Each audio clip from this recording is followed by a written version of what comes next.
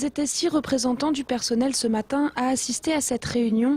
Ils rencontraient le préfet et la direction de l'entreprise pour la première fois depuis le dernier CE, le 23 décembre. Si on pouvait avoir le maintien de nos emplois, ce serait notre plus grande victoire. En ce moment, on est chez nous, donc à rien faire, on ne travaille pas et on perçoit notre salaire. On travaille seulement le 12 janvier. Là. L'entreprise veut délocaliser son activité en Chine car elle perdrait ici trop de marché. Et ce matin, malgré le soutien du préfet aux 54 salariés de Sodi Médical, la direction maintient sa volonté de liquidation. En fait, on a dit ce qu'on avait à dire. Donc si on peut appeler ça un dialogue, on va dire que c'est un dialogue. Mais en fait, on a dit ce qu'on avait à dire, donc c'est déjà bien, parce que ça fait un moment qu'on avait tout sur le cœur et qu'on n'avait rien dit.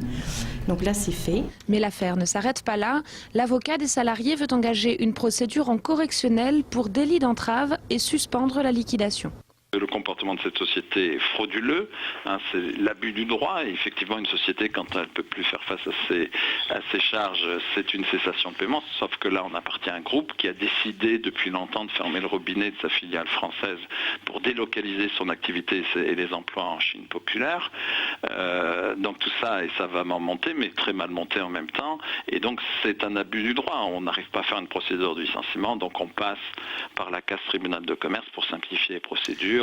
Et la portée d'un PSE, c'est scandaleux, c'est la leçon qui a été faite par le préfet.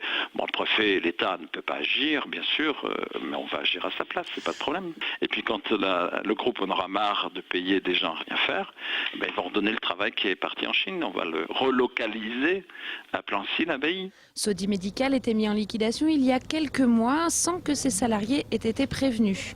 Aujourd'hui, ils étaient convoqués à un CE pour l'annonce officielle de la liquidation. La direction n'a pas souhaité s'exprimer. On s'aperçoit que malgré ce qu'on pensait, on a quand même des personnes qui sont avec nous. On va être obligé de subir, c'est clair, mais ils vont encore nous entendre. L'entreprise a fixé la date de liquidation au 11 janvier. D'ici là, pour les salariés, la bataille juridique continue.